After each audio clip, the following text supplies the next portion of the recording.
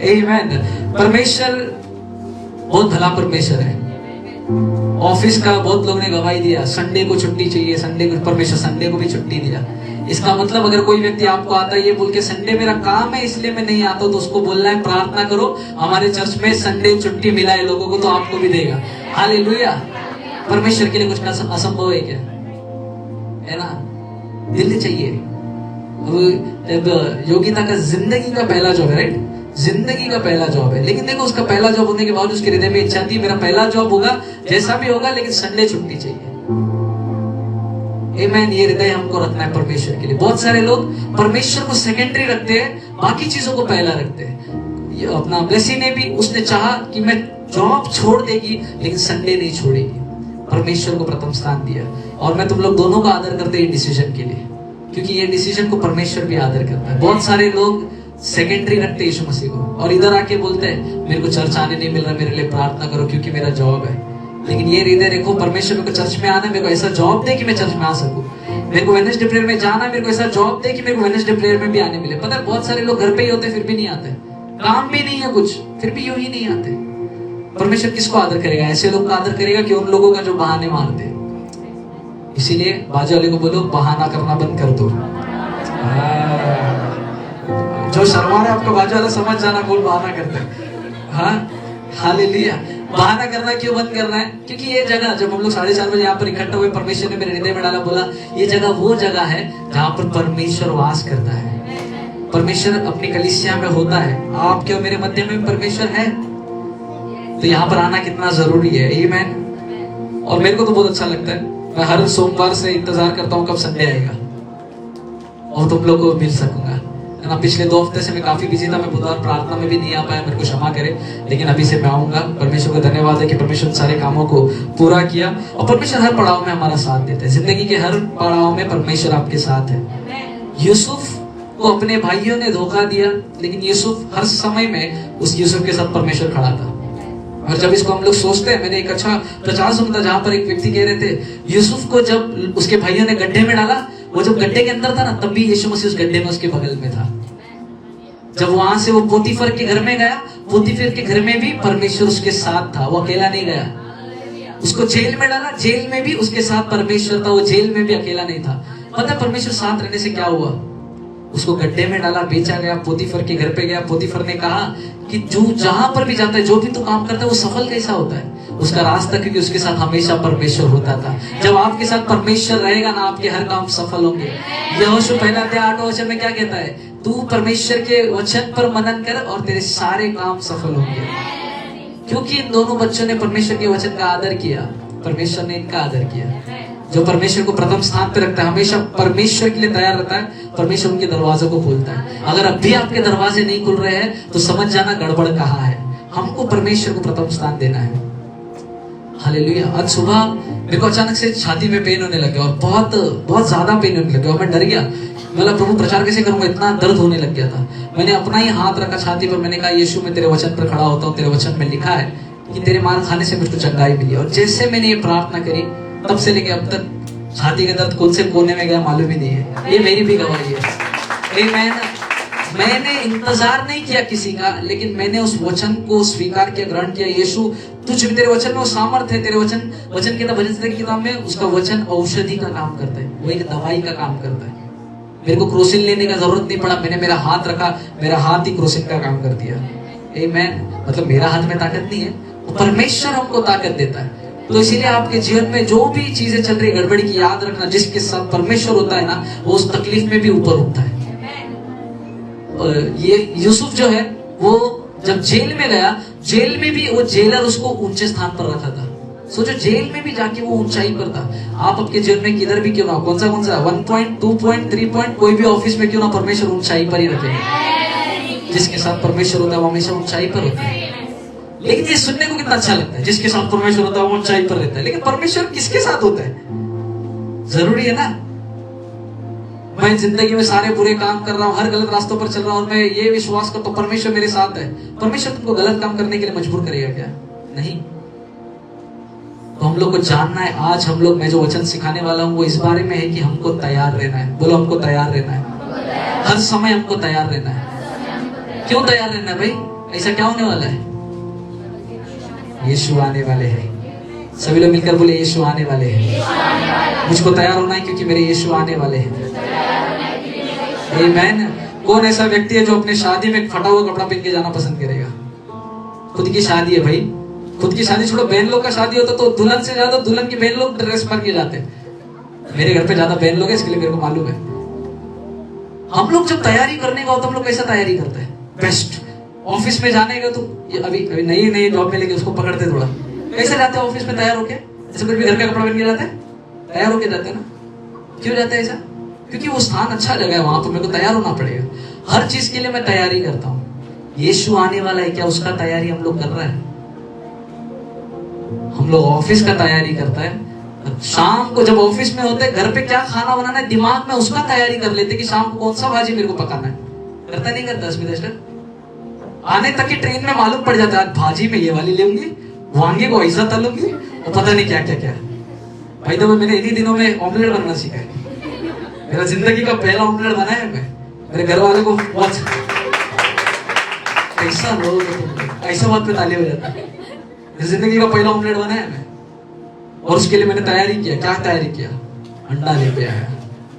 मेरे को मेरे माँ को फोन किया, मेरे बहन लोगों को बोला, रेचल को फोन किया, बोले नमक डालने का कितना? कभी बनाया ही नहीं, घर में अकेला बनाऊं कैसा? एक अंडा डाला, वो अंडा मेरे मुंह पे उड़ गया। आता ही नहीं है। हर काम करने के लिए तैयारी लगता है। तो वैसे ही यीशु आने वाले हैं। कितना लोग तैयार है? ये पूरा हफ्ता परमेश्वर ने मेरे को हृदय में यही बात डाला कि यीशु आने वाले। कलीसिया को बता कि तैयारी क्यों करना जरूरी है। कुछ वचन को हम लोग पढ़ेंगे। मत्ती का किताब अध्याय 24। ओके, ध्यान से सुनिए। कुछ अहम और कुछ इंपॉर्टेंट शायद ही मैंने चर्च में प्रचार किया है और मैं चाहता हूं इसके बारे में कलीसिया सुने। मत्ती अध्याय 24 उसका 36 कोई पढ़े? Matthew, book of Matthew chapter 24 verse 36। हाँ, और उस घड़ी के विषय में हाँ, कोई नहीं जानता, हाँ, न स्वर्ग के दूत और न पुत्र परंतु केवल पिता। उस दिन, कौन सा दिन का बात करें? यीशु जो आने वाला है उस दिन के बारे में कोई भी नहीं जानता। पता है कुछ लोग बोलते हैं 2000, पता है एक पिक्चर आया था, मेरे को पता नहीं 2022 बोल के एक पिक्चर आया था। 2012 करके एक पिक्चर आया था कि पूरा संसार तबाह होने वाला है। देखा किसी ने पिक्चर?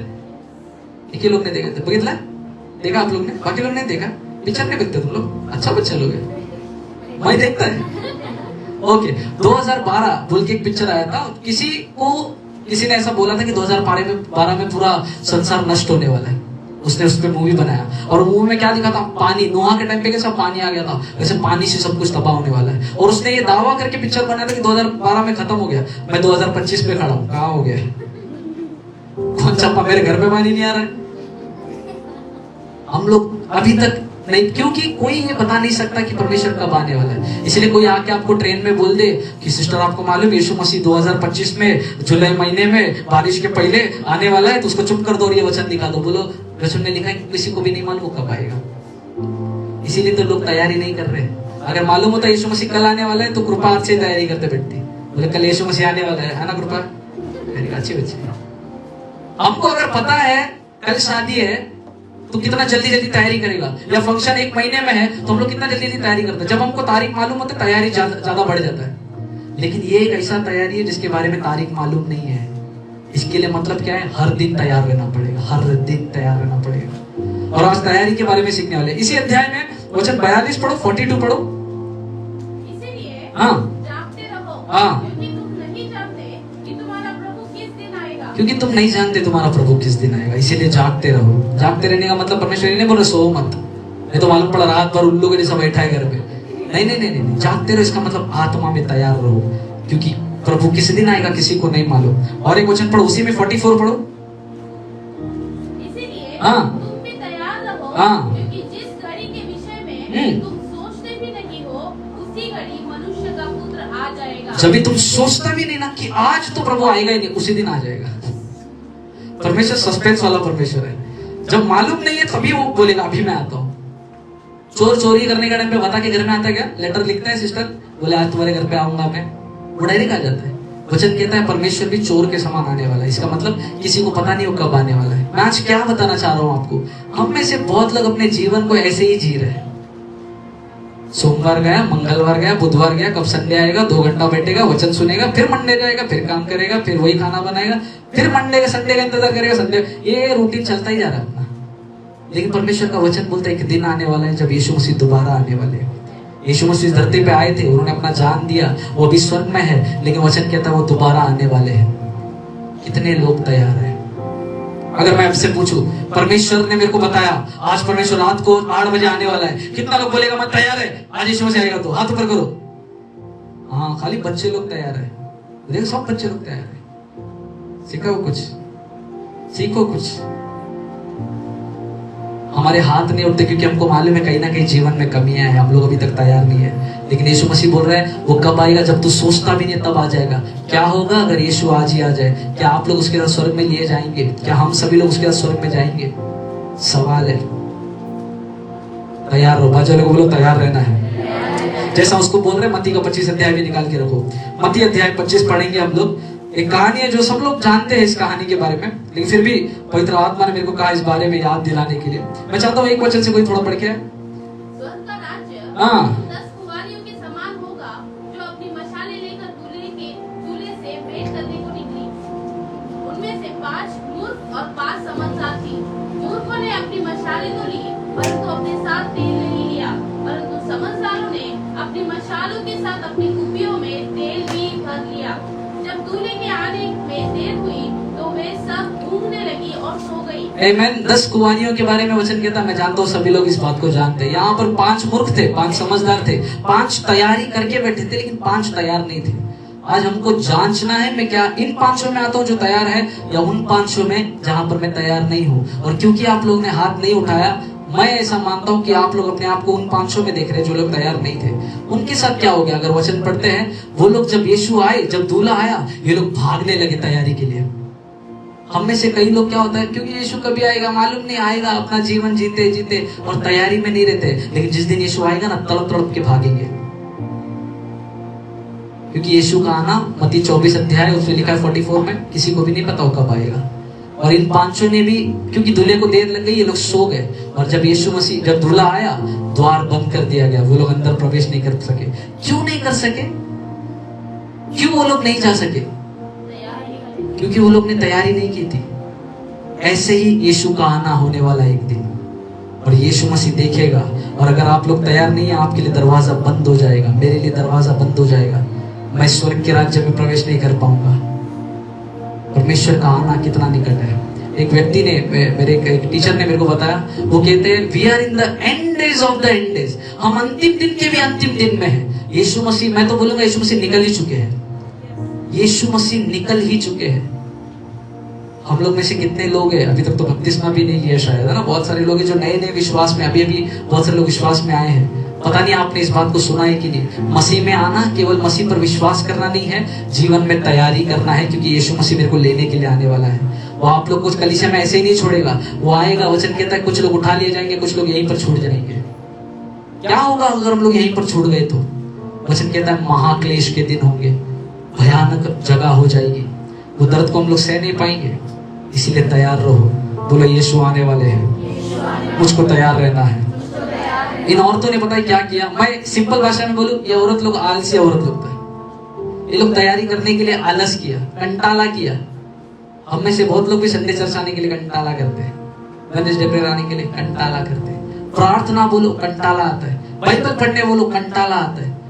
अगर आप लोग का जीवन ऐसा है तो आप आज इस 5 कुंवारियों में से है जो प्रार्थना और परमेश्वर के लिए कंटाला करते हैं। लेकिन मैं योग्यताओं को किसी को सलाम करता है, क्योंकि वो लोग ने ऐसा धैर्य किया। इतनी कम उम्र में खुदा के लिए तड़प दिख रहे। आपको बता दूं, मैं एक्चुअली नहीं बताना चाह रहा था पर आज बताता हूँ।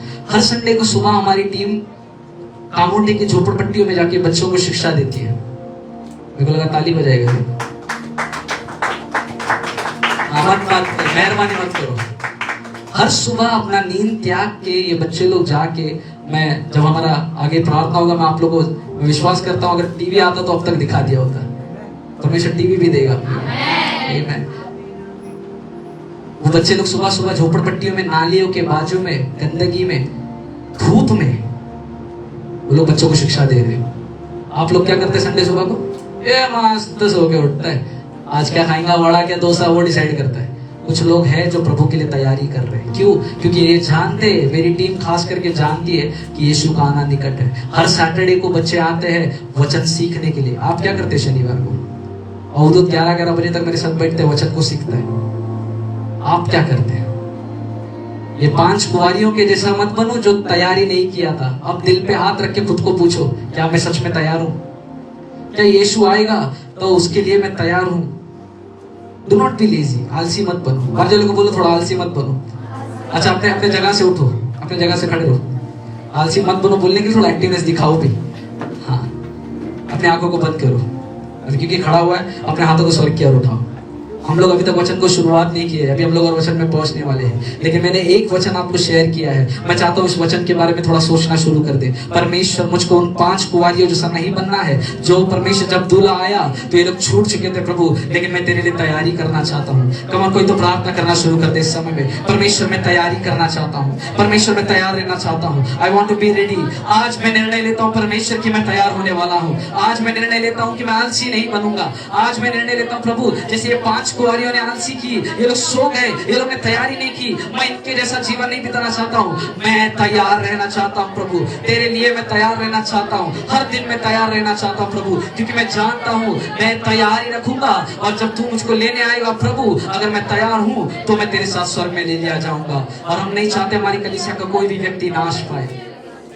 हो सकता है आप पहली बार इस बात को सुन रहे हैं, या ऑनलाइन में जितने लोग मेरे को देख रहे हैं, हो सकता है पहली बार आप इस बात को सुन रहे हैं। लेकिन मैं आपको बता दूं, ये सच्चाई है बाइबल की कि यीशु मसीह जो मरा वो दोबारा आने वाला है। ये सच्चाई है, और परमेश्वर ने मुझको कहा कलीसिया को बताने के लिए, कोई भी इस सच्चाई से अनजान ना रहे, कोई भी सच्चाई से अनजान ना रहे। यीशु मसीह आने वाले हैं। इन मूर्खों की तरह नहीं बनना है, हमें तैयार होना है। और जब मैं प्रार्थना कर रहा हूँ, कोई है जिसके छाती में दर्द है, कोई है जिसके छाती में दर्द है, अगर आप ऐसे व्यक्ति है प्लीज सामने आए। कोई है जिसके छाती में दर्द है, chest pain, chest pain, chest pain, chest pain. कोई है जिसके छाती में दर्द हो रहा है, कोई है जिसके छाती में दर्द हो रहा है। अगर आप ऐसे व्यक्ति, जब मैं प्रार्थना कर रहा हूँ परमेश्वर की आत्मा इस बारे में याद दिला रही है, कोई है जिसके छाती में आप है, ओके आइए सामने, इधर खड़े इधर बरा, थैंक यू। और कोई है जिसके छाती में, अगर और कोई है जिसके छाती में दर्द है, कृपया आ गया है, अपने आंखों को बंद करें बाकी लोग, कृपया आ गया है। अगर और भी कोई व्यक्ति जिसके छाती में दर्द है इस समय में, रियाना महान देखे ले ले, आइए आत्मा में प्रार्थना करना शुरू कर दे। इस समय में आत्मा में प्रार्थना करना शुरू कर दे। यीशु के नाम में, यीशु के नाम में, यीशु के नाम में, यीशु के नाम में। परमेश्वर पिता, मैं प्रार्थना करता हूँ इस समय में, जैसे परमेश्वर हमारी मम्मी को, इस आंटी को, परमेश्वर जो भी छाती का दर्द है, यीशु, ये शरीर पवित्र आत्मा का मंदिर है, ये शरीर पवित्र आत्मा का मंदिर है। हर छाती के दर्द को यीशु के नाम में इनके शरीर से दूर जाने की आज्ञा देता हूँ। इसी समय इनके शरीर को छोड़कर इसी समय दूर चली जाए। जब आप विश्वास करते हैं, विश्वास से आपकी चंगाई को आप ग्रहण करते हैं। बहन विश्वास करे, मम्मी विश्वास करे, यीशु की पुनरुत्थान की सामर्थ्य आपके शरीर में है। उस यीशु ने जिसने क्रूस पर अपने जान को दिया, आपकी निर्बलता और आपकी कमजोरी और आपके दर्द को उसने क्रूस पर ले लिया। यीशु के नाम में घुटने टेकती है, यीशु के सामने घुटने टेकती है। हे बीमारी, तेरा कोई अधिकार इनके शरीर पर नहीं है। इसी समय चंगी हो जाए, चंगी हो जाए यीशु के नाम में, यीशु के नाम में चंगी हो जाए, चंगी हो जाए। Thank you Lord, thank Yeshu Lord, धन्यवाद यीशु। आइए अपने स्थानों पर बैठ जाएंगे। Thank you Lord. मत्ती अध्याय 25 खोले कोई, मत्ती अध्याय 25, मत्ती अध्याय 25 उसका 31, मत्ती अध्याय 25 का 31 पढ़िए। जब मनुष्य का पुत्र अपनी महिमा में आएगा और सब स्वर्गदूत उसके साथ आएंगे, तो वह अपनी महिमा के सिंहासन पर विराजमान। आमीन। वचन लिखता है मनुष्य का पुत्र माने यीशु मसीह अपनी महिमा में आएगा, और वचन लिखता है वो सब स्वर्गदूत उसके साथ आएंगे और वो अपनी महिमा के सिंहासन पर विराजमान होगा। इस वचन के ऊपर क्या लिखा है? इस अध्याय के ऊपर टाइटल क्या लिखा है? इसका मतलब एक दिन होने वाला है जो न्याय का दिन होने वाला है। ध्यान दीजिए वचन पर, न्याय का दिन होने वाला है। एक दिन हमारा न्याय होगा परमेश्वर के सामने। कितने लोग ने कोर्ट गए? कभी कोर्ट देखा है? कोर्ट, कोर्ट को हिंदी में क्या बोलते हैं? न्यायालय। माय गॉड, कोई न्यायालय में गया है या देखा है? जज कैसा बैठा होता है? सामने दो लोग क्या होते हैं? दो कटघरे होते हैं, उसमें दो लोग खड़े होते हैं और उन लोग का क्या होता है? न्याय होता है ना। वैसे हमारा परमेश्वर सियासत पर बैठा होगा और आप लोग की लाइन लगी होगी वहां पर। और हम सभी का न्याय होने वाला है। मैं भी उस लाइन में खड़ा रहने वाला हूँ, हम सभी का न्याय होने वाला है। आगे वचन पढ़, क्या लिखा है? वचन 32। और सब जातियां हाँ। उसके सामने इकट्ठा की जाएगी। हाँ। और जैसे चरवाहा भेड़ों को बकरियों से अलग कर देता है, हाँ। वैसे ही वह उन्हें एक दूसरे से अलग करेगा। हाँ। वह भेड़ों को अपनी दाहिनी ओर और बकरियों को बाईं ओर खड़ा करेगा। परमेश्वर क्या करेगा? भेड़ को और बकरियों को अलग करेगा। थोड़ा शांत करो उन लोगों को। परमेश्वर भेड़ों को बकरियों को अलग करेगा। इसका मतलब जो धर्मी है वो लोग को अलग करेगा, जो धर्मी है उन लोग को अलग कर देगा। जो परमेश्वर के वचन पर चलने वाले उनको अलग कर देगा, जो वचन पर नहीं चलते उनको अलग कर देगा। परमेश्वर ऐसे बांट देगा उस दिन, और उस दिन न्याय होने वाला है। हर एक का न्याय होगा प्रियो। हम सभी के कामों के अनुसार हमको प्रतिफल मिलने वाला है। और जिस दिन परमेश्वर का न्याय होगा ना, उस दिन हमको खड़े रहना है और सारे जवाबों को देना है। वचन में लिखा है हम लोग हमारा लेखा देंगे यीशु मसीह को। कितना भयानक ये चीज सोचना ऐसे व्यक्ति के लिए जो ये सोचता है कि मेरे जीवन में अभी भी गलतियां हैं। कितने लोग ध्यान दे रहे हैं यहाँ पर? जो लोग अभी भी जीवन में गलत कर रहे हैं वो लोग परमेश्वर के न्याय के दिन के लिए हमेशा डरते रहेंगे। लेकिन जो व्यक्ति परमेश्वर के वचन पर चलता है वो परमेश्वर के आने का इंतजार करेगा। हम लोग वो लोग नहीं बनना है जो लोग न्याय के दिन के लिए डरे। हम लोग वो लोग बनना है जो परमेश्वर के आने के लिए इंतजार करे। मैं चाहता हूं परमेश्वर जल्दी आए। कितने लोग चाहते परमेश्वर आए? हाँ, आज ही आ जाए। दबले भी बोलो, आदत से होते। क्या बात है, परमेश्वर थोड़ा डिले भी कर दो और काम करना है हम लोग को। मैं भी चाहता हूँ परमेश्वर तेरी सेवा ऐसी करूं, जिनको परमेश्वर का वचन नहीं उनको वचन सुनाओ। परमेश्वर तू आ, लेकिन मैं चाहता हूँ तेरी सेवा में दबा के और अच्छे से करूं। परमेश्वर आएगा, न्याय लेगा। क्या क्या किया है सब ऊपर खुलने वाला है। जो बंद कमरे में किया है वो स्वर्ग में खुलने वाला है। जो किसी को पता नहीं था वो सबको पता चलने वाला है। जो तुमको लगा कि तुमने दिखाया कि मैं बहुत अच्छा था, लेकिन ऊपर मालूम पड़ेगा तो कितना अच्छा था। एक बड़ा पिक्चर ऊपर रिलीज होने वाला है तुम्हारे नाम का, कोमल के नाम का पिक्चर, ब्लेसी के नाम का पिक्चर, सबके नाम का पिक्चर लगेगा। ऑडियंस हम ही लोग होंगे, हम ही लोग बैठ के देखेंगे, देखो इसका पिक्चर में क्या चल रहा था। न्याय होने वाला है और उस न्याय के सामने हम लोग को खड़े रहना है। अभी अगर आप जिंदा है ना, परमेश्वर आपको मौका दे रहा है। बाजू को बोलो परमेश्वर ने आपको मौका दिया है। कैसा मौका दिया है? आपके पास निर्णय है, आप बकरी बन सकते हैं या भेड़ बन सकते हैं, क्योंकि परमेश्वर भेड़ को और बकरी को अलग करने वाला है। अगर आप लोग बकरी की कैटेगरी में है तो आगे कुछ भयानक होएगा, लेकिन परमेश्वर चाहते हैं तू मेरी भेड़ बन जा। इसलिए परमेश्वर ने तुझको और मेरे को मौका दिया है। आप लोग चर्च में क्यों आते? ताकि तैयारी करें। ये तैयारी की जगह है। दाऊद जब गोलियत को मारने गया था, वो डायरेक्ट गोलियत को नहीं मारा, उसको पहले जंगल में जाना पड़ा तैयारी करने के लिए। अगर वो जंगल में भालू को नहीं मारता ना, तो शायद उसको गोलियत को मारने का एक डेयरिंग नहीं होता। लेकिन हमको परमेश्वर तैयार कर रहा है ताकि जिस दिन यीशु आए हम लोग खड़े रह सके परमेश्वर के सामने। तैयारी बहुत जरूरी है। कैसे बताओ आप लोग? पता है सुनीता विलियम्स जो अभी स्पेस में गए, कितना दिन के लिए गए थे लोग? 8 दिन के लिए वो लोग गए थे। हाँ, मेरे बच्चों को सब मालूम है। 8 दिन के लिए गए थे और कितना दिन वहां पर रहे? 8-9 महीना वो लोग वहीं पर रहे। लेकिन मैं आज उन लोग की वीडियो देख रहा था कुछ, उसमें वो व्यक्ति बोलता है ऐसा नहीं था कि वो लोग 8 दिन के लिए गए तो 8 ही दिन का सामान था। वो लोग मेंटली प्रिपेयर थे, क्योंकि जब भी वो लोग जाते तैयारी में जाते। वो क्या दूसरा गांव में नहीं जा रहे वो लोग कि थोड़ा सा कपड़ा लेके जाएगा, कि थोड़ा सा सामान। वो लोग तैयारी में गए थे। वो जब स्पेस में गए वो लोग भी तैयारी में गए थे, लेकिन उनका तैयारी कम पड़ गया। वो लोग को लगा 8 दिन में सारा काम हो जाएगा, पर कुछ गड़बड़ी आ गया। 8 दिन का सफर 9 महीना निकल गया। लेकिन मैंने उस व्यक्ति को देखा, सभी लोग सुनीता विलियम्स के बारे में बोल रहे हैं, सुनीता विलियम्स, लेकिन उसके बाजू में एक और एक व्यक्ति था जो स्पेस में था, उसको किसी ने ध्यान ही नहीं दिया। उसका नाम है Wilmore, if I am not wrong, brute Wilmore, बच विलमोर, समथिंग लाइक दैट। एक आदमी था जो उसके साथ में उसमें गया था स्पेस में। और जो क्या बोलते न्यूज रिपोर्टर ने उन लोगों को पूछा आपका अनुभव कैसा था? पता है उसने क्या बोला? मेरा अनुभव के लिए मैं एक ही बता सकता हूँ, वो है मेरा विश्वास जो मेरे प्रभु यीशु मसीह पर मैं करता हूँ। मेरे को मालूम है हर वो चीज जो इब्रानी 11 में लिखी है कि परमेश्वर पर विश्वास करने वाले के लिए सब चीजें भलाई को उत्पन्न करती है। उस स्पेस में जाकर भी उसने इब्रानी के अध्याय का वचन को कोट करा। बोला मैं जानता हूँ मैं इस तकलीफ में हूँ, लेकिन इसमें से भी परमेश्वर कुछ भलाई को लेकर आएगा। मैं बोलूँ आप लोग को वो जिंदा कैसे वापस आया? क्योंकि परमेश्वर को वचन को लेकर ऊपर गया था। कुछ भी हो सकता था। मैं फिर से बता दूं, बाजू वाला गांव में नहीं गया था लोग कि जल्दी से आ जाएंगे। कुछ भी हो सकता है। पर वो जब उस स्पेसशिप में बैठता है, उसने खिड़की की ओर देखा, उसने बोला इतना सुंदर नजारा है। वो कौन है? नासा का साइंटिस्ट, एस्ट्रोनॉट है, उसको साइंस अच्छे से मालूम है, लेकिन अवकाश में भी जाके यीशु मसीह का प्रचार कर रहा था। वो बोलते सब कितना सुंदर है, मेरे यीशु ने बनाया। ऊपर जाके बोल के आया वो व्यक्ति जो शायद उसको पता नहीं कल क्या होएगा, लेकिन उसके चेहरे पे हमेशा स्माइल थी, क्योंकि उसके अंदर परमेश्वर का वचन था। जिसके अंदर परमेश्वर का वचन रहता है ना, वो हर चीज के लिए तैयार होता है। वो मैं समझता हूँ मौत से भी नहीं डरा, क्योंकि परमेश्वर का वचन लेकर गया था। अगर मैं झूठ लगता तो आप लोग गूगल कर लो, आप लोग को मिल जाएगा। वो व्यक्ति 9 महीने 8 महीने के बाद आया, और जब वो आया उसके चेहरे पे वही स्माइल थी। वो उधर पे ऊपर जाके भी परमेश्वर के वचन को प्रचार कर रहा है। हम लोग बाजू वाले के घर में जाके प्रचार नहीं कर सकते, वो दुनिया के बाहर जाके प्रचार करके आया। कैसा? प्रभु का वचन में बना हुआ था। वो तैयार था। हाँ नहीं, वो तैयार है। क्या हम तैयार है? ये सब चीजें देखकर क्या इनकी गवाही हमको क्या करती है? हमको उत्साहित करती है। अगर वो आदमी इतना बड़ा साइंटिस्ट, एस्ट्रोनॉट होने के बावजूद परमेश्वर के वचन को छोड़ा नहीं, तो हम लोग को कितना तैयार रहना है, क्योंकि यीशु जल्दी आने वाले हैं।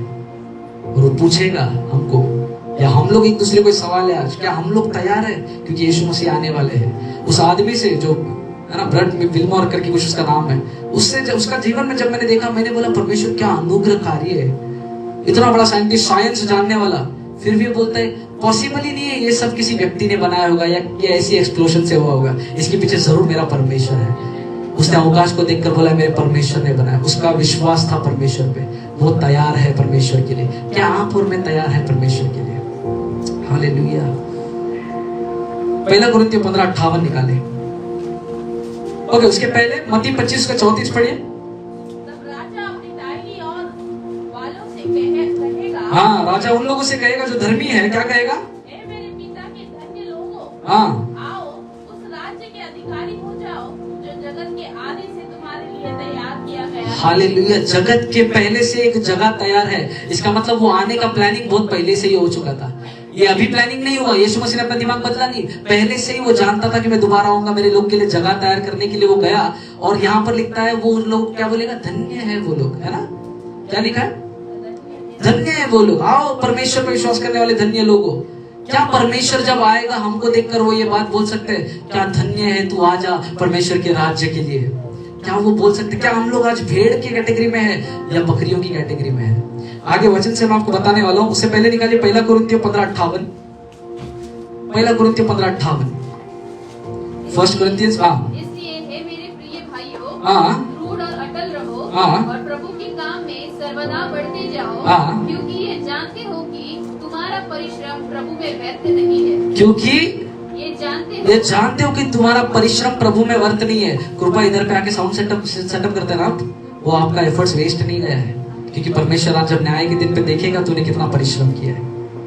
आप लोग ने संडे छुट्टी मांगा ना, परमेश्वर न्याय के दिन ये बात को याद रखेगा, कितना मेहनत किया ये लोग ने मेरे लिए।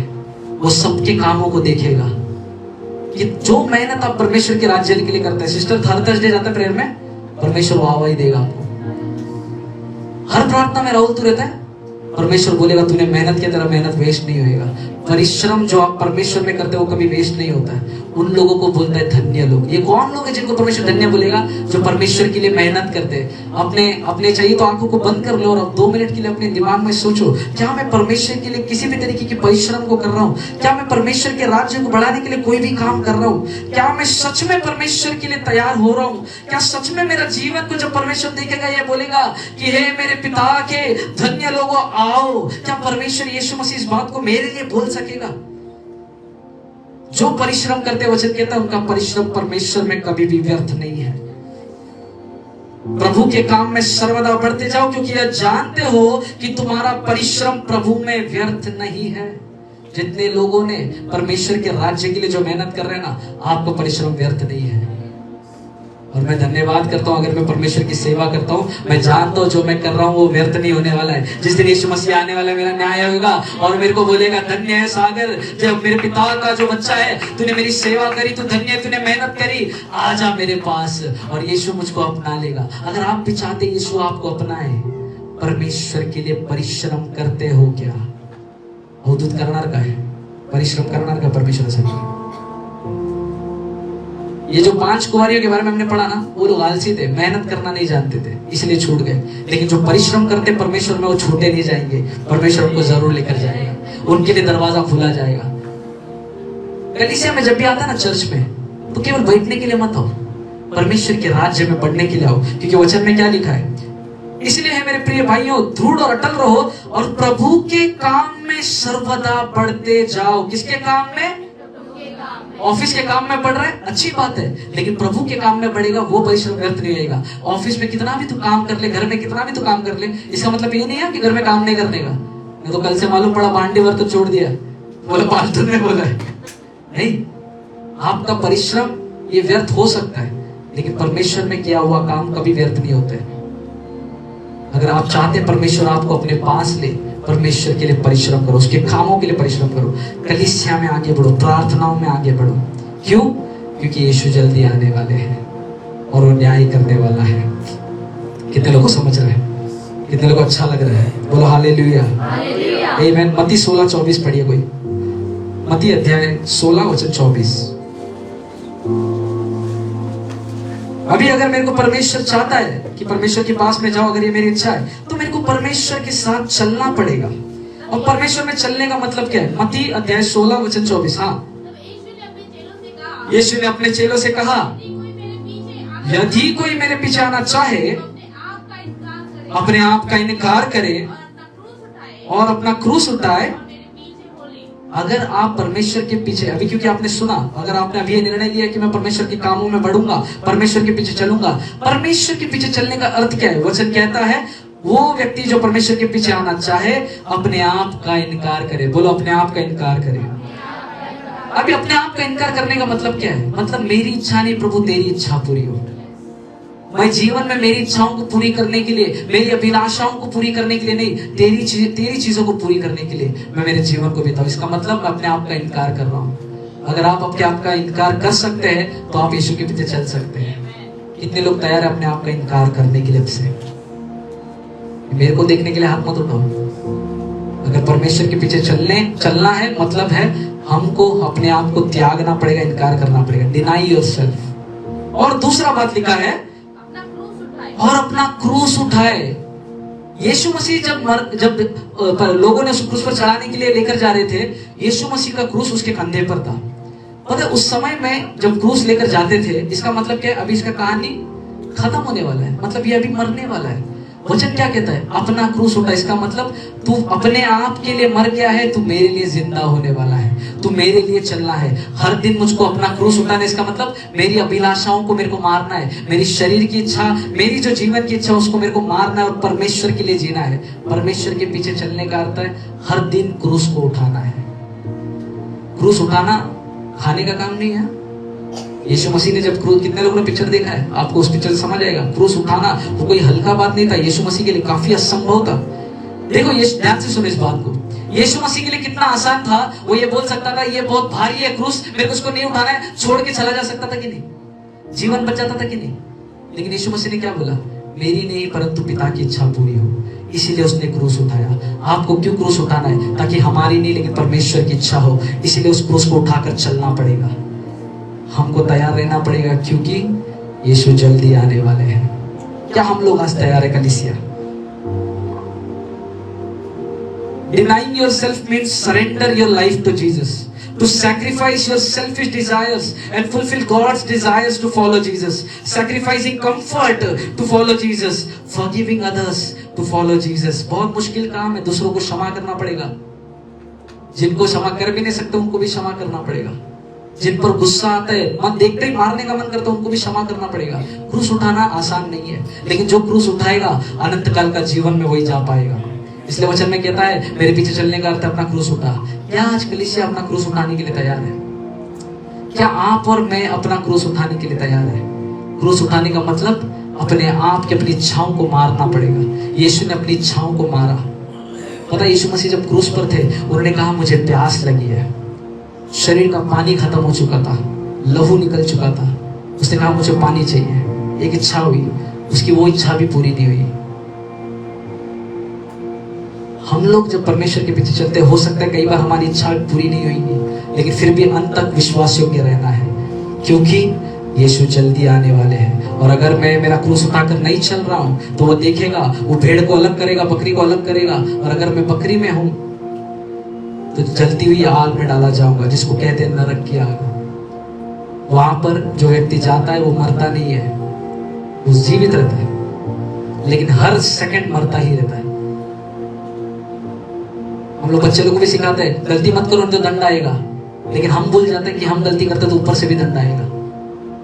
आप जब जब कुछ गलत बात बोलते हो यीशु सुन लेते हैं, पवित्र आत्मा सुन लेते हैं। जब जब कुछ गलत काम करते हो पवित्र आत्मा देख लेते हैं, और उसी कामों के अनुसार आपका और मेरा न्याय होने वाला है। देखो, मैं आपको लास्ट संडे को सिखाया परमेश्वर का स्पर्श से पहचान बदल जाता है। उसके पहले मैंने और कुछ बातों को सिखाया। ये सब सुनना अच्छा बात है, लेकिन ये सुनने को किसी को इंटरेस्ट नहीं आता है।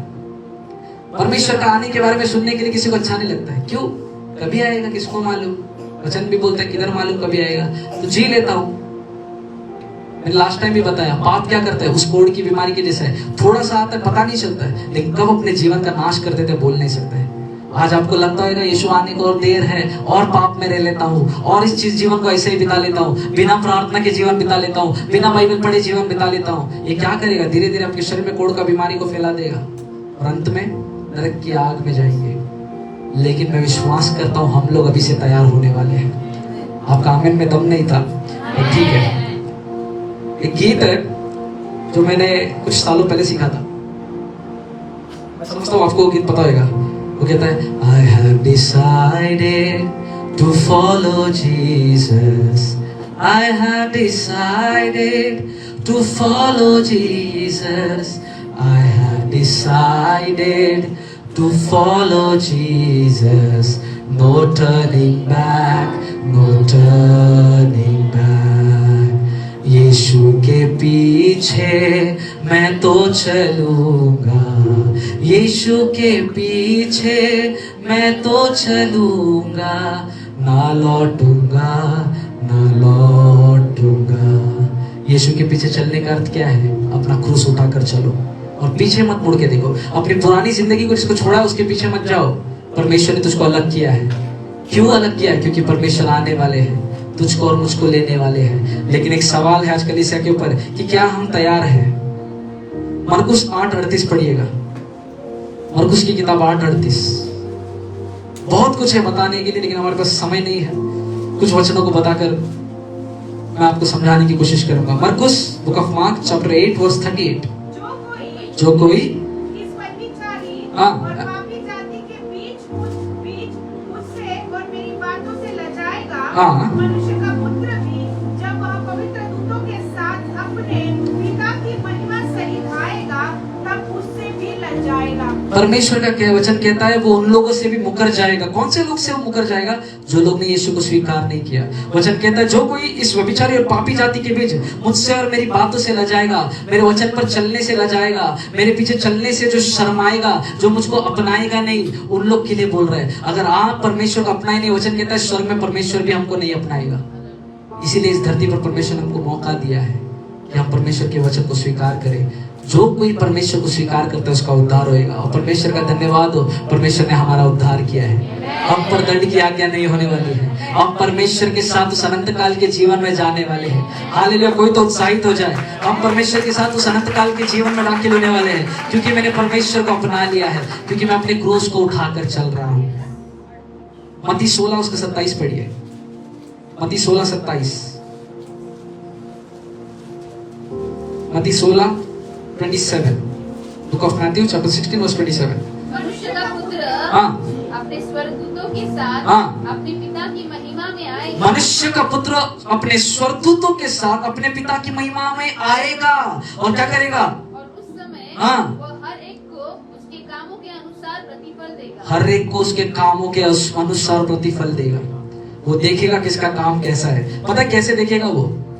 ओके, एक और वचन पढ़िए, इफिसियों 2:10। Thank you Jesus.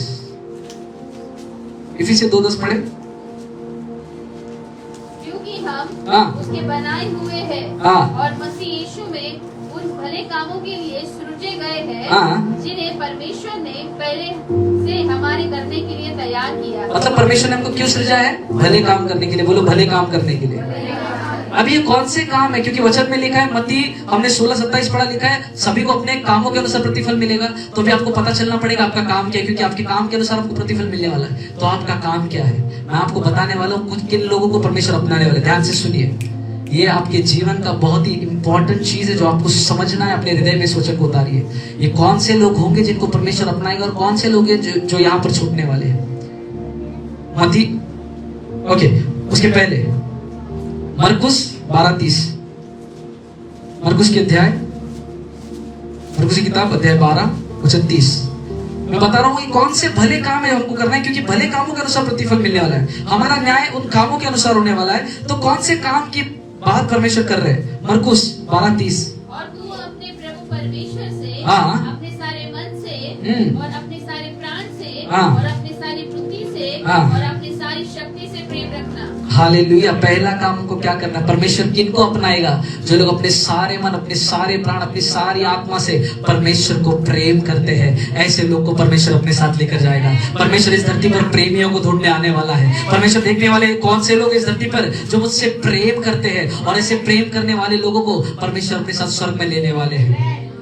तो पहली चीज वो भले काम, loving and walking on the will of God. मत्ती 7:31 पढ़िए, 21 पढ़िए। मत्ती 7:21, मैथ्यू 7:21। जो मुझसे हाँ। हे प्रभु कहता है, हाँ। उनमें से हर एक स्वर्ग के राज्य में प्रवेश न ओ, करेगा। वचन कहता है जो मुझसे हे प्रभु कहते हैं, उनमें से हर कोई परमेश्वर के स्वर्ग के राज्य में प्रवेश नहीं करेगा। अभी मेरे को बताओ, सब लोग इधर आके आराधना किया आज? इतना अच्छा लगा आराधना करके, लेकिन वचन में लिखा है इनमें से सब लोग स्वर्ग में नहीं जाएगा। क्या फायदा ब्रदर इतना संडे आराधना करके? वचन में लिखा है सब लोग नहीं जाएगा, तो कौन सा लोग जाएगा? आगे पढ़िए, आगे पढ़िए उसी वचन के। हाँ, परंतु वही जो मेरे स्वर्गीय पिता की इच्छा पर चलता है वही स्वर्ग के राज्य में जाएगा। अगर आप परमेश्वर के वचन पर चलते हैं तो मैं आपको खुशखबरी दे दूं, आप परमेश्वर के साथ स्वर्ग के राज्य के वारिस होने वाले हैं। अगर आप परमेश्वर के वचन पर चलते हैं तो परमेश्वर आएगा और आपको लेकर जाएगा। वचन पर चलता है क्या? अरे तो गुड न्यूज़ है, थोड़ा हंसो ना, डर क्यों रहे? तुम वचन पर चलता है तो परमेश्वर तुमको लेकर जाएगा। पहली चीज, उन भले कामों को, उन भले कामों के साथ हमको प्रतिफल मिलने वाले। तो पहला वो कौन सा काम है?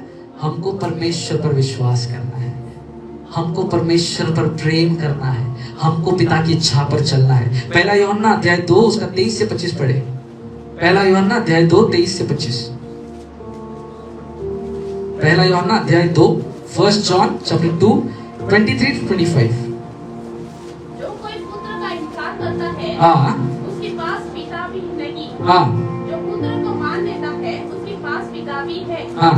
जो कुछ तुमने आरंभ से सुना है वही तुम में बना रहे। हाँ। जो तुमने आरंभ से सुना है यदि वह तुम में बना रहे तो तुम भी पुत्र में और पिता में बने रहोगे।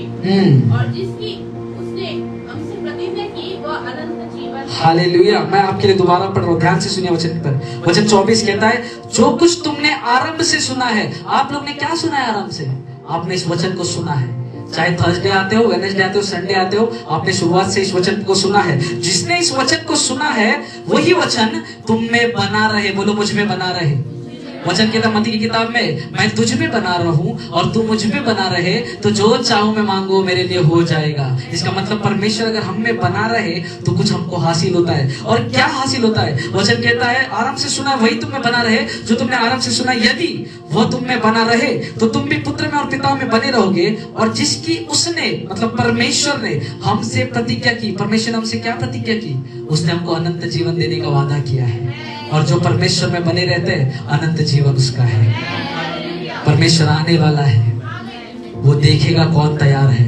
और तैयारी का क्राइटेरिया क्या है? पहली बात, जो परमेश्वर से अपने सारे मन अपने सारे प्राण से प्रेम करे, उसके वचनों पर चले और उसमें बना रहे, वो लोग स्वर्ग में ले लिए जाएंगे। दूसरी बात, वो कौन से लोग हैं जो परमेश्वर के साथ एक हो जाएंगे, जो परमेश्वर के साथ तो परमेश्वर को लेकर जाएगा। मरकुस 12:31 पढ़िए। Thank you Jesus. मरकुस 12:31। और दूसरी यह है हाँ। अपने पड़ोसी से अपने समान प्रेम रखना। हाँ। इससे बड़ी और कोई आज्ञा नहीं हालेलुया। ये परमेश्वर की दूसरी बड़ी आज्ञा है। कौन से लोग होंगे जो स्वर्ग के राज्य के वारिस होंगे? जो औरों से अपने समान प्रेम करते हैं। इधर पे आके अपन फंसता है।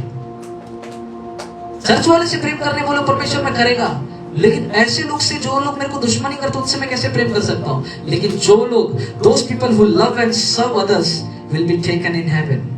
ऐसे लोग जो औरों से प्रेम करते हैं ना, परमेश्वर उनको स्वर्ग का वारिस बनाएगा। अभी मेरे को बताओ, सच में दूसरे लोग से प्रेम करता है क्या? हाँ, क्या गाली डालते हैं? हाँ, पीछे से कुछ मुंडिया हिल रही है। नहीं नहीं नहीं नहीं नहीं, ये क्राइटेरिया है। परमेश्वर न्याय करेगा, तब पूछेगा तेरे दोस्त या तेरे बगल वाला तेरे पास था, तूने कभी उससे मोहब्बत क्यों नहीं की? मैंने तो लिखा था अपने शत्रुओं से भी प्रेम करो, तूने क्यों नहीं किया? और ऐसे लोग, ऐसे बकरियों को अलग कर देगा। हालेलुया। अगर आप इस सेकंड कैटेगरी में आ रहे हो तो आज ही परमेश्वर से क्षमा मांगकर अपने जीवन को दुरुस्त करें। हमको एक दूसरे से प्रेम करना है। बाजू वाले को थोड़ा स्माइल दो, थोड़ा अच्छे से दो, देखो थोड़ा अच्छे, हाथ मिलाओ, थोड़ा गले मिलो। अभी वचन में सीखा, अपने पड़ोसी से अपने समान प्रेम करवाओ। देखो उधर पे मेल मिलाप हो रहा है। हाँ, थोड़ा बाजू वाले को गले मिलो। परमेश्वर ने कहा है हमको एक दूसरे से, अपने पड़ोसी से अपने समान प्रेम करना है। ऐसे लोग स्वर्ग के वारिस होंगे। अगर आप ऐसे लोग हैं जो दूसरों को प्रेम नहीं करते, गाली गलौज करते, झगड़ा करते, सॉरी सर, उन 5 कुंवारियों के जैसा इधर ही रह जाएगा। तीसरा बात, मत्ती 28 उसका 18 और 20, 18 से 20। मत्ती 28 उसका 18 से 20।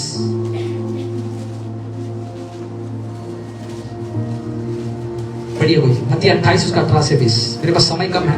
यस, यीशु ने उनके पास आकर कहा, हाँ कि स्वर्ग और पृथ्वी का सारा अधिकार मुझे दिया गया है। हाँ, इसलिए तुम जाकर सब जातियों के लोगों को चेला बनाओ और उन्हें पिता और पुत्र और पवित्र आत्मा के नाम से बपतिस्मा दो और उन्हें सब बातें जो मैंने तुम्हें आज्ञा दी है मानना सिखाओ, और देखो मैं जगत के अंत तक सदैव तुम्हारे साथ। हालेलुया। कौन सा अंत है ये जगत तो अंत हो जाएगा, एक और समय आएगा, तब तक वो खुदा हमारे साथ रहेगा। किसके साथ रहेगा? जो परमेश्वर की इच्छाओं को पूरी करता है। और परमेश्वर की इच्छा क्या है? परमेश्वर ने बोला जाओ और लोगों को बताओ जो तुमको पता चला है, जो तुमने सुना है, लोगों को सुनाना है। ऐसे लोग जो परमेश्वर की सेवा करते, लोगों को वचन सुनाते हैं, उन लोगों का भी न्याय होगा। उनके कामों के अनुसार उनको प्रतिफल मिलने वाला है।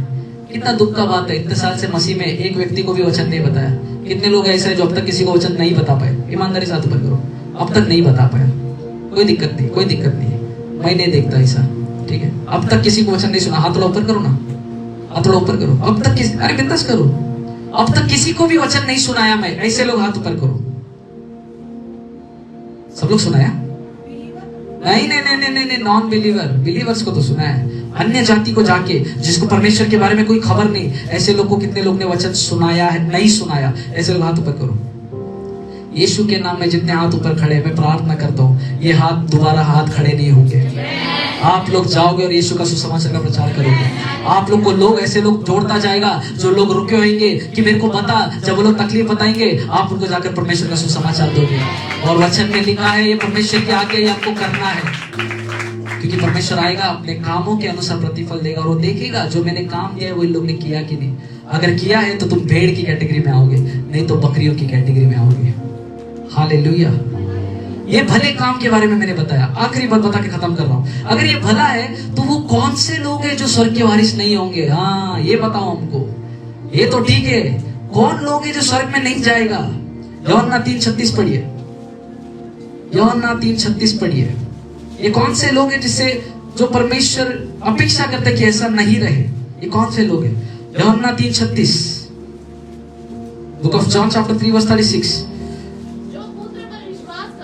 हाँ, अनंत जीवन उसका है। जो पुत्र पर विश्वास करता है अनंत जीवन उसका है। परंतु जो पुत्र की नहीं मानता, हाँ, वो जीवन को नहीं देखेगा। मतलब जो इस वचन को नहीं मानता, जो यीशु पर विश्वास नहीं करता, जो वचन को मनन नहीं करता, जो प्रार्थनाओं में नहीं बैठता, जो परमेश्वर के साथ संगति नहीं करता, जिसने यीशु का रिजेक्ट किया है, यीशु को, जिसने यीशु को नजरअंदाज किया है, यीशु को कैंसिल किया है, ऐसे लोग जीवन में प्रवेश नहीं करेंगे। अभी मेरे को बताओ, हमारे घरों में कितने सारे लोग हैं जिन्होंने यीशु को अपनाया नहीं है? क्या ये आपका और मेरा जिम्मेदारी नहीं है?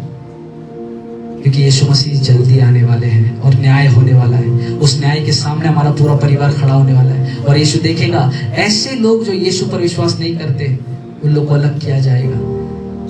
ताली बजाओ इस बात के लिए कि परमेश्वर ने तुमको अपना लिया है, तुम लोग यीशु पर विश्वास करते हैं। ऐसा मेरा बाप ज्यादा हो जाता है तो वो पहले से टिकट रिजर्व करता है, या पता है ट्रेन में देखा है टिकट डालने के लिए रुमाल छोड़ के जाता है। स्वर्ग में एक चेयर है, उधर पे आप लोग का रुमाल रख दिया गया है, आप लोग का टिकट रिजर्व है वहां पे। जैसा मानो परमेश्वर आपको लेकर जाने वाले। क्यों? क्योंकि आपने यीशु का विश्वास कर लिया है। किसी ने तो आपको वचन सुना दिया और आपने यीशु का विश्वास कर लिया। और ऐसे लोग जिन्होंने यीशु का विश्वास कर लिया, परमेश्वर वचन करता है अनंत जीवन उसका है। मैं परमेश्वर का धन्यवाद करता हूँ, मेरा परिवार अनंत जीवन में दाखिल होने वाला है।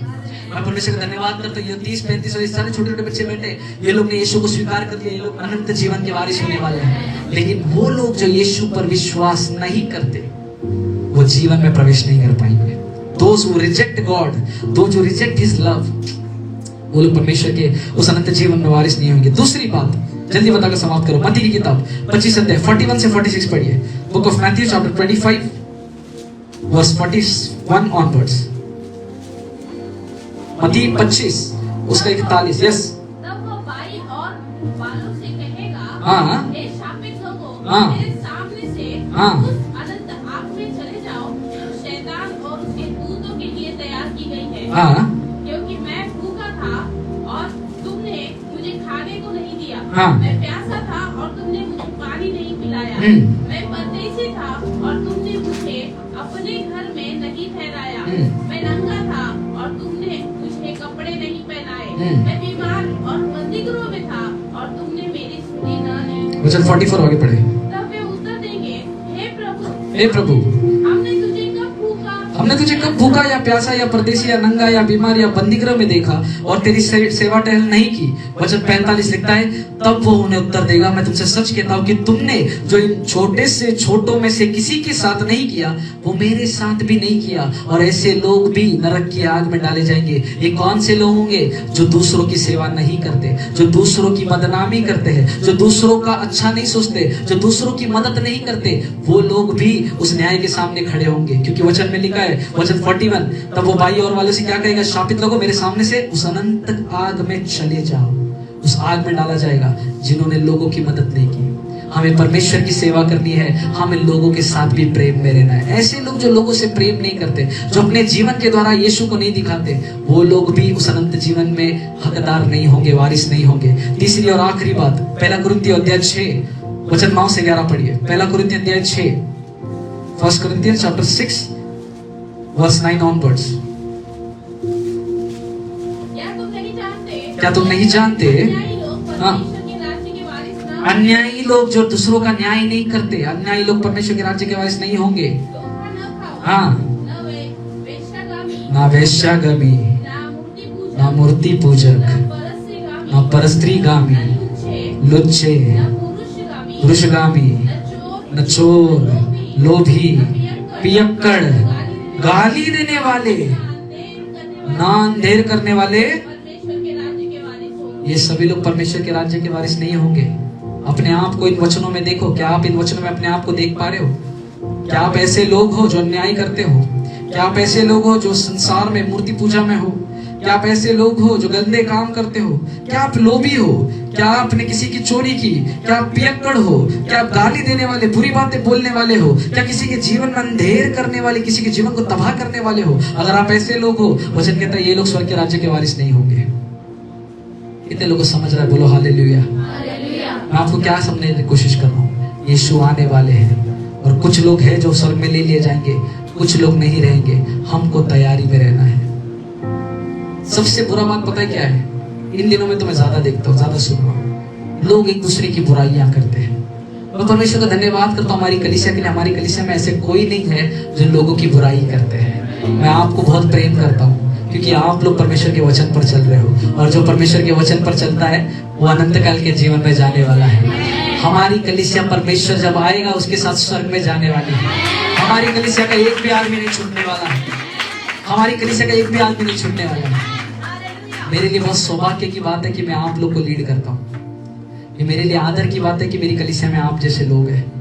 मैं अपने आप को बहुत खुश नसीब मानता हूँ कि परमेश्वर ने मेरे को ऐसे बच्चे दिए जो लोग परमेश्वर के वचन पर चलते हैं, जो दूसरों का अंधेर नहीं करते, जो बुराइयां नहीं करते, जो गंदी बातें नहीं बोलते। लेकिन अगर आप में से कोई भी ऐसा व्यक्ति है जो अभी भी ऐसे कामों में है, मन फिराओ क्योंकि स्वर्ग का राज्य निकट है। यूहन्ना इसी बात को बोल बोल के उसने अपनी जान दे दी। यीशु ने अपना पहला प्रचार किया, मन फिराओ, मन फिराओ, मन फिराओ। मैं नहीं बोल रहा कि आप लोग पापी हैं, लेकिन मैं आपको बताना चाहता हूँ कि यीशु आने वाले हैं, अभी भी समय है, तैयार हो जाओ। एक आखिरी वचन पढ़ेंगे, प्रकाशित वाक्य। देखो एक खूबसूरत बात परमेश्वर मेरे को हमेशा याद दिलाता है। प्रकाशित वाक्य अगर तुम लोग आखिरी अध्याय पढ़े, जिसमें बाइबल खत्म होता है, उस अध्याय के बाद परमेश्वर का वचन खत्म नहीं होता है। प्रकाशित वाक्य अध्याय 22 का 20 वचन पढ़िए, कोई 20 और 21। और इन बातों की गवाह देता है, हाँ, वह यह कहता है, क्या कहता है? हाँ, मैं शीघ्र आने वाला हूँ। हाँ, आमीन। हे प्रभु यीशु आ। हालेलुया। आखिरी वचन बाइबल का हमको यही बता रहा है कि यीशु मसीह आने वाला है। इसका मतलब आपने दुनिया का सब वचन सुन लिया, इस आखिरी वचन को हमको नहीं बोलना है। बाइबल का आखिरी पन्ना और आखिरी वचन सबसे अहम है, यीशु जल्दी आने वाले हैं। हमको भेड़ में बनना है, बकरी के कैटेगरी में नहीं आना है। हफ्ते भर परमेश्वर ने, पवित्र आत्मा ने मेरे को ये बात बोला कि इनको बोल। हर जगह पर मैं इन बातों को सुनता आया हूँ। मेरा दिल खुश हो रहा था जब मैं संडे को आ रहा था कि परमेश्वर आज वो दिन है जब मैं तेरे बच्चों को बोलने वाला हूँ। पता है क्यों? क्योंकि आपका न्याय प्रभु मुझसे लेगा। आप लोग के बारे में परमेश्वर मेरे को बोलेगा कि मैंने सागर तेरे को इन लोग को दिया, तूने इनको सच्चाई क्यों नहीं बताई। जिस दिन हम लोग न्याय के सामने खड़े होंगे ना, आप लोग के मुंह में जबान होगी, आप लोग ये बोल सकते हैं कि सागर पास्टर ने हमको कभी बताया ही नहीं, इसलिए हमको कभी मालूम ही नहीं पड़ा। लेकिन मैं उस पाप का हकदार नहीं बनना चाहता हूँ। इसलिए आज मेरे परमेश्वर की सच्चाई आप सभी को बताई है। जितने लोग चर्च में आ रहे हैं, एक दिन आपका न्याय होने वाला है। आपके कामों के अनुसार आपका न्याय होने वाला है। अगर अब भी आप बुरे काम कर रहे हो, अगर अब भी आप गलतियों में है, तो सुधर जाओ, मन फिराओ, क्योंकि यीशु जल्दी आने वाले हैं। और जिस वचन को तुमने सुना है उसको लोगों को सुनाओ, क्योंकि उनका भी जान बचना है, उनकी भी आत्माएं बचनी है। अपने परिवार वालों को बचाने का जिम्मा आपके ऊपर है। कल मैंने अवधूत को बोला, मैंने सारे लीडर्स को बोला, आपके परिवार को बचाने का जिम्मा आपके ऊपर है। परमेश्वर आपसे हिसाब लेगा। कोमल सिस्टर आपको पूछेगा क्यों नहीं पति को सच्चाई बताया। आप लोग को पूछेगा अपने पतियों को क्यों नहीं सच्चाई बताया। आप लोग को पूछेगा अपनी पत्नियों को क्यों नहीं सच्चाई बताया, अपने बच्चों को क्यों नहीं सच्चाई बताया। आपसे लेखा लेगा। हर एक का न्याय होने वाला है और इस बात को कभी भूलना नहीं है। अपने आंखों को बंद करें, अपने आंखों को बंद करें, अपने हाथ बैठे बैठे अपने हाथों को स्वर्ग की ओर उठाए। सभी लोग अगर जिनको खड़े होना है तो खड़े हो सकते हैं। और ऐसे लोग खास करके मेरे बातों की ओर ध्यान लगाए। अगर आज जो वचन आपने सुना है और अगर आज आप यीशु मसीह को अपना व्यक्तिगत उद्धारकर्ता बोलकर स्वीकार करते हो, खास करके जितने लोग नए आए हैं या पहली बार इस वचन को सुन रहे हैं, अगर आपने अपनी आत्मा में इस वचन को ग्रहण किया है और अपना जीवन आप परमेश्वर को देना चाहते हो, और अगर आप यीशु के पीछे चलना चाहते हो और आज के वचन के बाद आप ये निर्णय ले रहे हो कि अब से मैं अपना क्रूस उठाकर चलूंगा, मैं अब से अपना इनकार करूंगा, अगर आप ऐसे व्यक्ति हैं तो मैं चाहता हूं अपनी सीट को छोड़कर आगे की ओर आए। कोई भी आंखें खोलो मत, हम लोग किसी को देखना नहीं चाहते। लेकिन अगर आज आप ये निर्णय लेते, प्रभु जिंदगी भर यीशु मैं तुझको नहीं छोड़ूंगा, मैं तेरे पीछे चलूंगा। हाँ वो रास्ता कठिन होगा, हाँ उसमें तकलीफें होंगी, लेकिन फिर भी मैं तुझको नहीं छोड़ूंगा। लोग शायद आपका इस निर्णय की वजह से इनकार कर देंगे, लेकिन फिर भी परमेश्वर, क्योंकि मैं जानता हूं तू आने वाला है और मेरा न्याय होने वाला है। प्रभु मैं जानता हूं, मैं चाहता हूं कि तू मुझको स्वर्ग में ले ले। प्रभु मैं चाहता हूं मैं तेरे साथ उस अनंत जीवन का हकदार बनूं जिसके लिए तूने मुझको पहले से रचा है। और अगर आप ऐसे व्यक्ति अपने जीवन को परमेश्वर को समर्पित करना चाहते हैं, अपने सीट से बाहर आए और मेरे सामने स्थान पर आए। अगर आप घुटने पर आना चाहते हैं, पवित्र आत्मा आपको अगुवाई कर रहा है, तो घुटने पर आ जाए। याद रखिए, ध्यान से सुनिए, ऐसे लोग के बारे में बोल रहा हूं जिसने पहली बार इस वचन को सुना, ग्रहण किया और अपने जीवन को समर्पित करने का निर्णय बना रहे हैं। वो ही लोग आगे आए। जो इस बात का निर्णय करते कि अब से मेरी जिंदगी यीशु तेरी है, अब से मैं मेरा नहीं तेरा हूं। प्रभु पौलुस ने कहा, मुझ में मैं नहीं अब तू बसा है। प्रभु मुझ में मैं नहीं अब तू जिंदा है। प्रभु अगर आप ऐसे व्यक्ति अपना क्रूस उठाकर चलना चाहते हैं, अब से अगर आप अपना क्रूस उठाकर चलना चाहते हैं, अपने आप का इनकार कर रहे हैं, केवल वही लोग सामने आए। और जितने लोग सामने अपने घुटनों पर है, उनसे बताना चाहता हूं, कठिन है लेकिन नामुमकिन नहीं है। परमेश्वर आपको बल भी देगा। इस निर्णय को जो आज आपने लिया है, इस निर्णय पर चलने के लिए परमेश्वर आपको बल देगा, क्योंकि यह निर्णय स्वर्गीय निर्णय है। जो आपने आज निर्णय किया है वो आपकी जिंदगी को बदलने जा रहा है। जो आप आज परमेश्वर के सामने घुटने टेक कर इस बात को अपनी आत्मा में बोल रहे हो कि परमेश्वर मैं अपना क्रूस उठाऊंगा, हर दिन मैं अपना क्रूस उठाऊंगा, अपनी इच्छाओं को मार दूंगा प्रभु, तेरी इच्छाओं को पूरा करने के लिए लोगों से प्रेम करूंगा प्रभु, तेरे वचन को फैलाऊंगा परमेश्वर, ताकि और लोग भी बचाए जाए। और उससे पहले प्रभु मैं अपने जीवन को आपको समर्पित करता हूँ। मैं आप पर हाथ नहीं रखूंगा, लेकिन यकीन मानिए मैं यहाँ से प्रार्थना करने वाला हूँ। पवित्र आत्मा ने आपका निर्णय देख लिया है और यीशु स्वर्ग से देख रहा है, परमेश्वर स्वर्ग से देख रहा है और आपके इस निर्णय से वो खुश हो रहा है। जो आप निर्णय ले रहे हैं, अब से आपको अपना क्रूस उठाने वाले हैं, अपने जीवन को यीशु को समर्पित करने का ये जो निर्णय आपने लिया है, परमेश्वर इससे प्रसन्न हो रहा है। और जब मेरा यीशु खुश होता है, वो सारी आशीषों को आपको दे देता है जो उसने आपके लिए रखी है। इस कमरे में आपकी प्रार्थनाओं की उत्तर है। ध्यान से सुनिए, आपके प्रार्थना का उत्तर इस हवा में है। इस हवा में आपके प्रार्थनाओं का उत्तर है। जो निर्णय आपने लिया है, इस निर्णय के बाद शैतान लाख कोशिशें कर ले, फिर भी ये प्रार्थना का उत्तर आपसे दूर नहीं रहेगा। हर वो प्रार्थना जो आप कर रहे हैं वो आपके जीवन में आने जा रहा है, जीवित यीशु मसीहा के नाम में। Hallelujah, hallelujah. Everything that God has kept for you is coming for you, is coming for those who believe God in His name, in His word। जो उस पर विश्वास करते हैं उनके लिए सब कुछ होने वाला है। और जितने लोग यहाँ पर अपने घुटने टिकाए बैठे, अपने हाथों को स्वर्ग की ओर उठा मेरे पीछे दोहराए, प्रभु यीशु अब से मैं अपने जीवन को आपको समर्पित करता हूँ। आपके वचन के अनुसार अब से मैं आपके पीछे चलूंगा, अपने आप का इनकार करूंगा, अपने क्रूस को हरदम उठाऊंगा, आपसे अपनी सारी प्राण आत्मा बुद्धि से प्रेम करूंगा, आपके वचन पर चलूंगा, लोगों की सेवा करूंगा, गंदी बातें छोड़ दूंगा, पुराने जीवन को छोड़ दूंगा और आपके पीछे चलूंगा। मैंने मेरे जीवन को आज आपको समर्पित कर दिया है। आपको मेरा व्यक्तिगत उद्धार करता बोलकर मैं अपनाता हूँ। मेरे जीवन में आए प्रभु, मेरे जीवन में हर उन बातों को मैं दूर करता हूँ और आपके करीब आता हूँ। अब से मैं मेरी इच्छाओं पर नहीं चलूंगा, मैं आपकी इच्छाओं को पूरी करूंगा। अब से मैं हर उन बातों को जिससे आपको घृणा आती है, उन बातों को नहीं करूंगा। और अब से दोबारा से आपके प्रति विश्वास योग्य रहूंगा। और अब से लेकर आपके दोबारा आने तक मैं विश्वास योग्य बना रहूंगा। धन्यवाद प्रभु, तूने मुझे अपना लिया, जीवित यीशु मसीहा के नाम में, आमीन। परमेश्वर जितने लोगों ने ये प्रार्थना मेरे साथ की, मैं विश्वास करता हूँ परमेश्वर आज इनके जीवन में उद्धार आ चुका है। इन्होंने आपके नाम पर विश्वास कर लिया है प्रभु, मैंने मेरे काम को पूरा कर दिया प्रभु, इन्होंने आपको अपना लिया है प्रभु।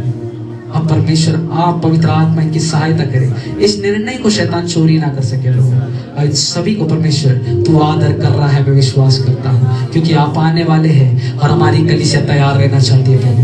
WPS तैयार रहना चाहता है प्रभु। कोई भी आत्मा का नाश ना हो प्रभु, कोई भी आत्मा का नाश ना हो प्रभु। हमारे परिवारजनों को बचा ले मेरे परमेश्वर, कोई भी आत्मा का नाश ना हो प्रभु। हर एक की आत्मा बचाई जाए, हमारे परिवार वालों की आत्माएं बचाई जाए। ऐसे लोग जो इस संसार में है, पियक्कड़ है, ऐसे लोग जो लुच्चे काम कर रहे, गंदे काम कर रहे, गंदी बातों में अंधेर कर रहे प्रभु, ऐसे लोग पर दया कर मेरे परमेश्वर। अगर मेरे परिवार के कोई ऐसे व्यक्ति है प्रभु, उन पर भी दया कर मेरे परमेश्वर, और उनको भी तो बचा ले। किसी को भेज जो तेरे सुसमाचार को प्रचार कर सके और वो लोग विश्वास करे और वो लोग बचाए जाए प्रभु। और हम विश्वास करते परमेश्वर, WPS का हर परिवार का हर सदस्य जब तू आएगा तेरे साथ स्वर्ग में ले लिया जाएगा। धन्यवाद प्रभु तेरी आत्मा के लिए, सारा आदर और महिमा हम आपको देते, जीवित यीशु मसीहा के नाम में इस प्रार्थना को मांगते, सुनिए और कबूल कीजिए पिता।